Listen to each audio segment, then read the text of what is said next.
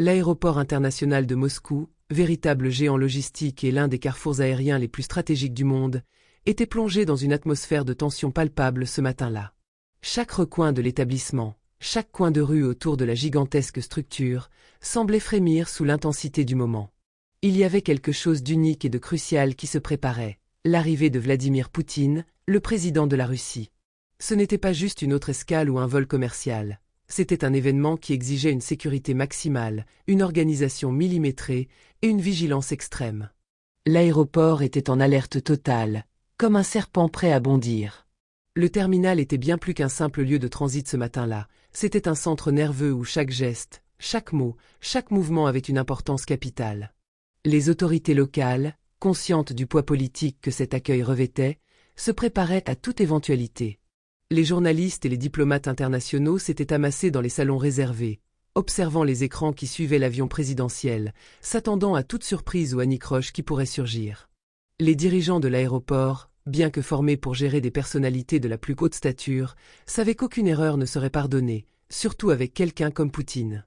Ce qui se passait dans les coulisses, cependant, était bien plus subtil.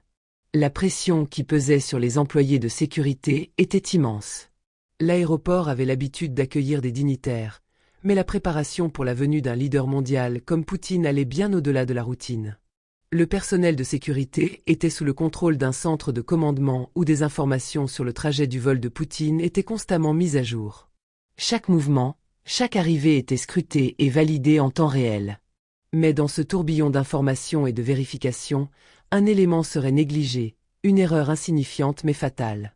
Lorsque l'avion de Poutine atterrit enfin, la scène se déroulait presque comme un rituel, un carrefour de personnages importants et de gestes scrupuleusement calculés. Accompagné de ses gardes du corps et de hauts fonctionnaires, Poutine descendait du jet, entouré d'une aura de pouvoir. Cependant, en raison des conditions exceptionnelles de cette mission secrète, le président russe avait choisi de se déplacer sous une couverture discrète. Il était dans une section plus isolée de l'aéroport, loin des regards, loin des caméras et des foules. Cela lui permettait de se déplacer plus librement et d'éviter une attention excessive, une démarche qui, pour lui, faisait partie du jeu politique. Mais une erreur, aussi petite soit-elle, allait tout changer. Un fonctionnaire, un agent de sécurité apparemment ordinaire, commet une erreur de jugement. En toute bonne foi, il passa le président à travers les portiques de sécurité comme n'importe quel autre voyageur. Le système, qui fonctionne d'habitude sans accroc, signala un problème mineur. Un détail insignifiant dans la documentation de sécurité, un code erroné ou une référence mal mise à jour, fit dérailler la procédure. Sous la pression de la surveillance constante et des protocoles rigides, l'agent de sécurité, dépassé par la situation, décida de procéder à un contrôle supplémentaire. Un contrôle de routine, murmura-t-il, comme pour se justifier face à l'autorité supérieure qui l'observait. Mais personne ne savait que cet incident allait enflammer la scène diplomatique mondiale. À partir de là, la situation se déroula rapidement, presque mécaniquement, comme une réaction en chaîne déclenchée par une erreur administrative. Des policiers en uniforme entourèrent Poutine sans poser de questions, comme si l'homme qui l'escortait n'était qu'un simple citoyen faisant l'objet d'une vérification de sécurité. Ils ne prêtaient aucune attention particulière à son apparence ou à son comportement, ne réalisant pas que l'individu qu'il déplaçait était l'homme le plus puissant du pays. Poutine, bien que restant calme à l'extérieur, sentait la chaleur de la situation monter. Les murmures d'agitation se faisaient plus présents autour de lui. Il comprit instantanément que quelque chose n'allait pas. Ce n'était pas simplement une vérification de routine. Il se trouvait dans un corridor d'isolement, accompagné d'un groupe de policiers qui, inexplicablement, ne semblaient pas reconnaître le président de la Russie. L'humiliation et la frustration s'emparèrent de lui, mais il savait mieux que quiconque que l'instant qu'il vivait pouvait devenir une crise diplomatique majeure. Il décida de ne pas réagir immédiatement, de ne pas céder à la tentation de montrer une colère publique. Mais en même temps, il savait que ce genre de méprise était inacceptable. Le regard furieux qu'il lança aux policiers qui l'entouraient ne laissa aucune place à l'ambiguïté. Ce n'était pas simplement un homme ordinaire, mais le président d'une grande nation. Il sortit son téléphone, sans précipitation, et envoya un message direct à son ministre des Affaires étrangères. Ce message, bien qu'écrit avec calme, allait envoyer des ondes de choc à travers le gouvernement russe.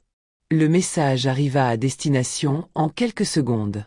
Le ministre des Affaires étrangères, au courant de la situation grâce à une liaison sécurisée, prit immédiatement les mesures nécessaires.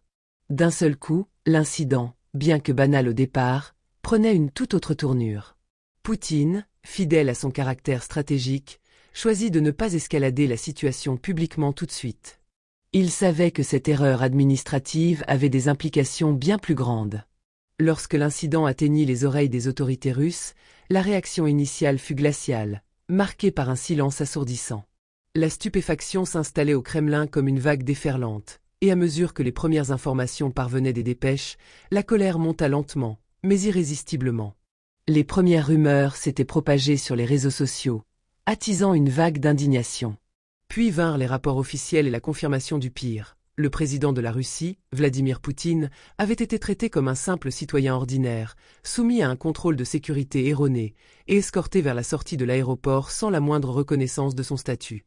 L'humiliation était profonde, et elle ne se limitait pas simplement à l'atteinte à la dignité du président, mais aussi à l'image de la Russie sur la scène internationale.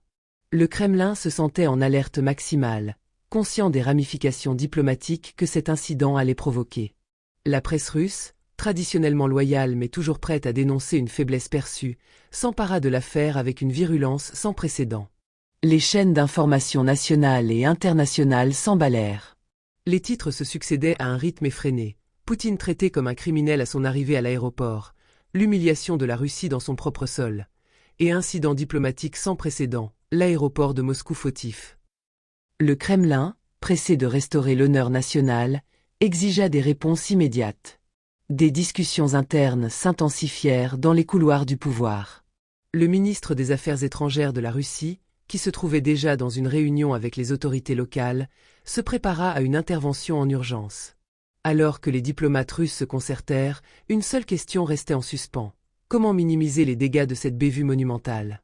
Le président Poutine, connu pour sa capacité à manipuler les affaires internationales avec une finesse glaciale, savait que cet incident devait être traité avec une diplomatie à la hauteur de l'affront.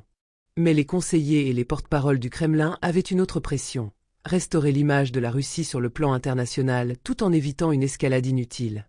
Pendant ce temps, l'aéroport de Moscou se retrouvait dans une situation bien plus grave qu'il ne l'aurait jamais imaginé.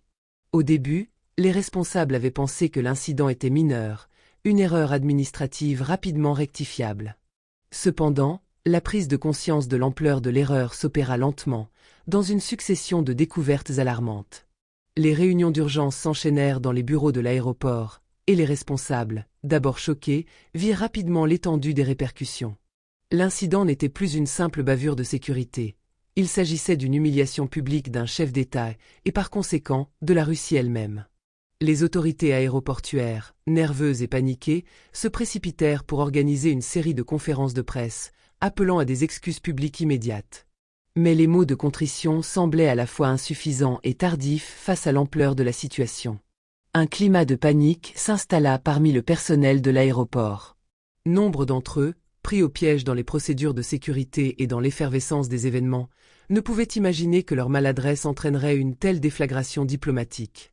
Ces employés, qui étaient à l'origine bien intentionnés dans leur vérification de sécurité, se retrouvaient désormais au centre d'une tempête médiatique, subissant la pression d'une machine gouvernementale qui exigeait une réponse immédiate et exemplaire.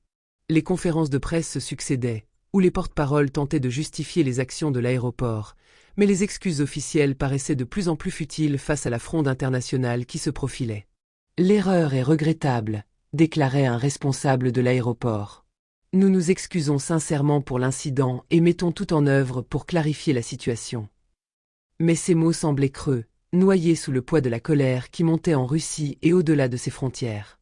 C'est alors que les diplomates étrangers, qui avaient observé les événements se dérouler avec une certaine distance, commencèrent à manifester leur mécontentement. La presse européenne se lança dans des critiques acerbes de la part des responsables russes, tandis que les gouvernements occidentaux appelaient à une résolution rapide de l'incident. Cet affront à la Russie doit être corrigé immédiatement, affirmait un représentant européen, la voix grave. Un incident de cette nature ne peut rester sans réponse. Alors que l'aéroport de Moscou était en pleine crise, cherchant à réparer l'impensable erreur qu'il venait de commettre, une figure inattendue fit son apparition. Le ministre de l'Intérieur russe, un homme d'un charisme imposant et d'une réputation de fermeté, entra dans le hall d'urgence accompagné d'un petit groupe de conseillers. Sa présence, imposante et pleine de gravité, fit immédiatement taire la frénésie qui régnait dans les bureaux et les couloirs de l'aéroport. Son visage, habituellement impassible, portait l'empreinte d'une colère froide, à peine dissimulée sous un masque de professionnalisme. D'un pas déterminé, il se dirigea vers les responsables aéroportuaires, qui se tenaient groupés, visiblement nerveux et dépassés par l'ampleur de l'incident. Le ministre les fixa un moment en silence, évaluant l'ampleur du désastre. Puis, brisant le silence lourd qui régnait dans la pièce, il prit la parole d'un ton sec, glacial. « Je vous conseille de vous préparer à une réponse publique immédiate, sans quoi cela deviendra un sujet bien plus grave que vous ne pouvez l'imaginer. » Ces mots étaient incisifs, pesant lourdement sur les épaules des responsables, qui savaient très bien que la situation échappait à tout contrôle. Sans attendre une réponse, le ministre sortit son téléphone portable avec une précision presque mécanique, et, d'un geste fluide, il entra en communication directe avec les plus hauts responsables du Kremlin. Il n'eut besoin que de quelques minutes pour établir un contact avec des figures politiques influentes. Ces échanges téléphoniques, bien que privés, étaient chargés d'une urgence palpable. L'atmosphère dans la salle se fit encore plus lourde. À cet instant, tous les regards étaient tournés vers l'aéroport, et chaque geste des autorités russes serait scruté à la loupe. Un sentiment d'inquiétude s'intensifia. Les responsables aéroportuaires, acculés, comprenaient que cette erreur ne pourrait pas se contenter d'excuses internes. Le ministre, d'un calme glacial, leur avait signifié que l'incident prendrait rapidement une tournure diplomatique bien plus sérieuse. « Ce n'est plus une simple erreur administrative, ajouta-t-il. Nous parlons d'une provocation et d'une humiliation internationale. » Les relations diplomatiques avec le pays hôte étaient désormais en jeu, et la question n'était plus seulement de réparer l'erreur, mais de limiter les répercussions à l'échelle mondiale. À ce moment précis, une nouvelle vague de chaos s'abattit sur l'aéroport. Une vidéo amateur, filmée par un témoin de l'incident, se diffusa en direct sur les réseaux sociaux. Les images, bien que floues et mal cadrées, étaient suffisamment évocatrices pour alimenter la perception d'une erreur grossière et humiliante. La scène de l'expulsion de Poutine, vue sous cet angle amateur, semblait encore plus accablante. La vidéo se propagea à une vitesse vertigineuse, retentissant dans le monde entier comme une bombe médiatique. Les commentaires se multiplièrent en ligne. Un président traité comme un criminel, une humiliation de l'État russe en direct, une erreur qui coûtera cher. Les réactions mondiales ne se firent pas attendre. L'incident devint un sujet brûlant sur tous les canaux d'information. Les chaînes internationales enchaînèrent les reportages en boucle, les analystes politiques se succédant pour spéculer sur les ramifications de cet échec administratif. L'erreur d'un simple fonctionnaire à l'aéroport devenait un épicentre de tensions diplomatiques, mettant en lumière les fragilités des relations internationales. Le mot « crise » était désormais sur toutes les lèvres. La question qui tourmentait les analystes était simple. Cet incident allait-il déclencher une rupture dans les relations entre la Russie et le pays hôte, ou s'agirait-il simplement d'une tempête médiatique éphémère? Au Kremlin, les discussions étaient intenses. Les hauts fonctionnaires se réunirent dans une salle sécurisée, déterminés à préparer une réponse ferme et rapide. L'ampleur de l'humiliation ressentie par le président Poutine et le gouvernement russe était palpable. Toutefois, l'objectif était clair, éviter que l'affaire ne se transforme en crise diplomatique internationale. Une déclaration officielle du Kremlin, soigneusement rédigée et pondérée, fut rapidement envoyée aux médias. Le ministre des Affaires étrangères russe, en charge de la gestion de la situation sur le plan diplomatique, prit la parole lors d'une conférence de presse télévisée, qualifiant l'incident des erreurs inacceptables. Il exigea une enquête et une explication détaillée sur les causes de l'erreur de l'aéroport. Cependant, malgré les efforts du Kremlin pour minimiser les dégâts, le mal était fait. L'incident continuait de faire les gros titres, et l'image de la Russie, déjà fragile sur la scène internationale, en souffrait.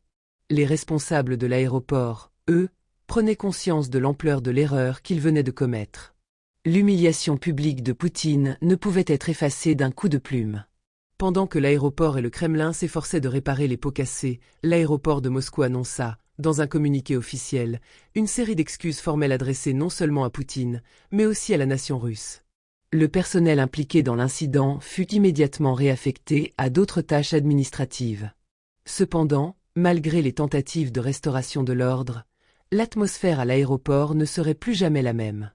Les responsables aéroportuaires avaient pris conscience, trop tard, que même une petite erreur, une simple confusion administrative, pouvait se transformer en une crise mondiale.